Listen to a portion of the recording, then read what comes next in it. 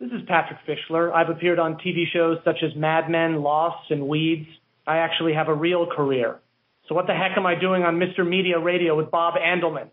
Somebody get my agent on the phone right now. Today on Mr. Media, that's mrmedia.com, I'll talk to Michael Chiklis, who stars on ABC's No Ordinary Family, and who you might recall from a little show called The Shield, and a couple of movies about the Fantastic Four. Stick around. It's clobbering time, Reed. Hey, did you know that you can listen to the latest Mr. Media show right on your phone with the Stitcher app? Stitcher is smart radio for your smartphone. Mr. Media is on demand and on the go with Stitcher. Download Stitcher for your phone today. Get the free app at www.stitcher.com. That's STITCHER.com. So much media. So little time. Who keeps track of it all? That would be me. This is Bob Andelman, and this is a Mr. Media interview. You know, MrMedia.com, mrmedia.com. The show is recorded live before hundreds of Yancey Street lowlifes in the new media capital of the world and home of the American League East champion Tampa Bay Rays, St. Petersburg, Florida. All new ABC Tuesdays at 8/7 Central. We are going to spend some time together. Let's go. Nothing. Okay. It's the most realistic family drama of the season. Oh, Just know I can help people. One of the top 10 shows of the fall. I've got this super brain. So cool. Fantastical, thrill-packed, a lockdown hit. I think I liked this better when we were just dysfunctional. Maybe we were given these gifts for a reason. ABC's No Ordinary Family, all new Tuesdays at 8/7 Central on ABC. Michael Chiklis, the star of ABC's new superhero dramedy, No Ordinary Family, knows a thing or three about playing a hero. His first ABC series, The Commish, featured Chiklis as a police commissioner, the kind that kids looked up to and donut shop owners enjoyed supporting in their neighborhoods. And what greater superhero is there than Ben Grimm, the rocky thing that Chiklis portrayed in 2 live-action movies about the original Marvel Comics superheroes, the Fantastic Four. He's also played 2 classic anti-heroes, Detective Vic Mackey in the critically acclaimed FX series The Shield, and John Belushi in the controversial biopic Wired. Now, in some ways, No Ordinary Family is a mashup of all those roles, mixing humor, family sensibility, and superpowers into 60 minutes of entertainment every Tuesday night at 8 p.m. If you haven't seen it yet, watch the pilot on ABC.com. It's way cooler than you might have expected, with sharp writing, clever twists, and an occasional nod and a wink to comics fans. Michael Chiklis, welcome to Mr. Media. Thanks, Bob. Nice to be here. Nice to have you. Hey, congratulations on the full season pickup. How did you find out? How did I find out? My wife called. It's such a different. It really is different now. It used to be where I'd get a call from one of the network executives or from the showrunner, but now with internet, things move so quickly that it broke on Nikki Fink, and my wife read it and called me 1 minute before the showrunner did. So on set, so my wife let me in on it before anybody else. Well, probably more important to her than to anybody, right? Absolutely, yeah. She was thrilled. So, and how will knowing that the show is locked in for the rest of the season potentially change story arcs? I mean, are the writers are they developing a second set of stories now for the back 9, so to speak? Well, sure. And we had the previous week or 2 weeks ago, we had a short order for 4 more scripts, which is usually a prelude to a full season pickup because they wanted them to continue developing, the scripts moving forward.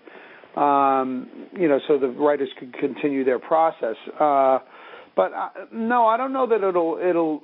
What it does really is it allows us to settle in and really get deeper into the characters and into and relax into making the show a little bit. There's a lot of tension that first pickup because the first season is always the hardest because you're learning a lot. There's a huge learning curve. You're trying to figure out exactly how the show's going to run from a production standpoint, a technical standpoint. And with this one, that was particularly daunting because we're essentially making a 45-minute long Marvel feature film every 9 working days, which is daunting to begin with. So, there's this giant learning curve that we go through in trying to figure out how to get our arms around the production of the actual show. And now at 10 shows, we're working on the 11th show now, actually. We feel like we're starting to get to feel like an oiled machine. We're not quite there yet. And that's what's exciting to me about this show is its potential long term. We're only going to get better right now moving forward, certainly for the first few years. If we're allowed to continue into a second and third season, I think this is a show that's only going to get better and better and better as we figure out all the working parts. And also, we don't know right now what we're going to be able to achieve from a technical standpoint at the end of this season, because special effects are constantly sort of leaping forward exponentially. So God knows what we're going to be doing in year 2 or year 3 or year 5. It's one of these things that the sky's the limit, literally. I think with 3D technology, pretty soon you'll be able to reach through the TV, grab people who are watching another show, and change the channel for them. Well, it's crazy. I could definitely see No Ordinary Family going out in 3D. I mean, I just bought a 3D television in my home. And what's next after that? I guess it's hologram, right? I'll be projected in the middle of your living room instead of on the wall. It's intense. It's really incredible what's happening from a technical standpoint. So what we're trying to focus on is really fun, entertaining storytelling. That's really still the bottom line in anything that you do. No matter what's happening technically, it's my belief that if you don't have characters that an audience cares about, it really doesn't matter what kind of gloss you put over it. People aren't going to be interested. So we're focused on trying to make really interesting, engaging, fun characters that they can take this ride with. Michael, you played 2 very different cops before, and I wondered what would police sketch artist Jim Powell talk about over beers with the Commish and Vic Mackey? That's an interesting question. Well, I think he'd relate a lot more to Tony Scally, the Commish. Because there's not a lot of ambivalence with regard to Jim Powell in terms of whether he's a good guy or a bad guy. Although it is interesting, I mean, he is working kind of as a vigilante. And it's interesting that you said it's a bit of a mashup. It really does feel kind of like a bit of a mashup of a number of the roles that I've played before.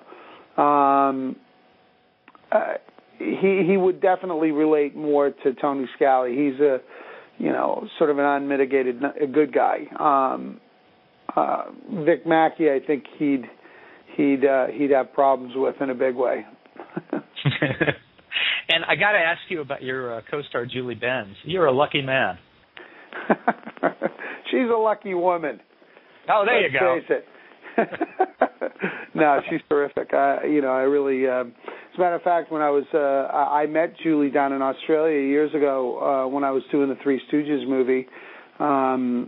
She was down there with her ex-husband, John, who played Shemp in that film, and that's when I first met her, and she was very, very sweet and sort of almost like a camp counselor with all the wives, with my wife and the other wives that were down there. Then they would get together and go out traversing the Australian landscape while we worked. It was just a happy accident that we ended up working on this together. But she's a great talent, and I think this is a breakout role for her because Julie's sort of been working and doing really good work in a bunch of different circumstances. And now this is a real great marquee role where she'll get to shine and show just how really innately likable she is and how very talented and diverse, I mean, in her work. I mean, she really is a go-to girl.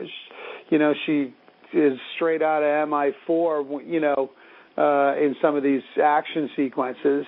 She's a great athlete, very, very funny, and really wonderful with the dramatic stuff. So she really had all the qualities. I mean, this wasn't an easy role to cast in that you needed someone who could do it all. And Julie fits the bill perfectly.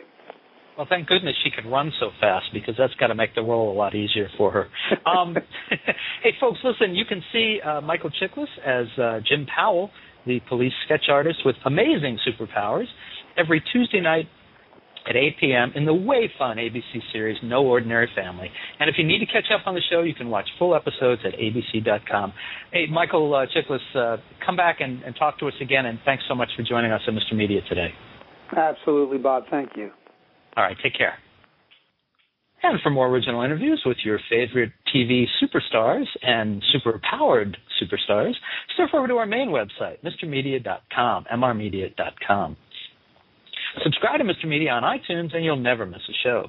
Just search Mr. Media Interviews from within iTunes and subscribe for free. You can also listen with a piece of string and a tin can in many locations.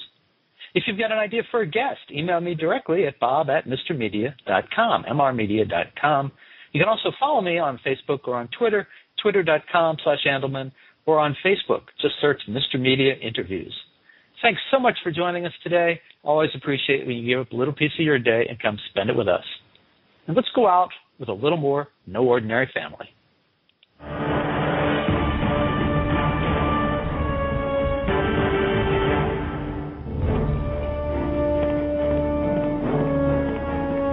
Rebecca, stop! I don't want to hurt you. I just want to talk to you. How are you still standing? You should be in a morgue after what I did to you. Yeah, well, we're a lot more alike than you might think. Highly unlikely.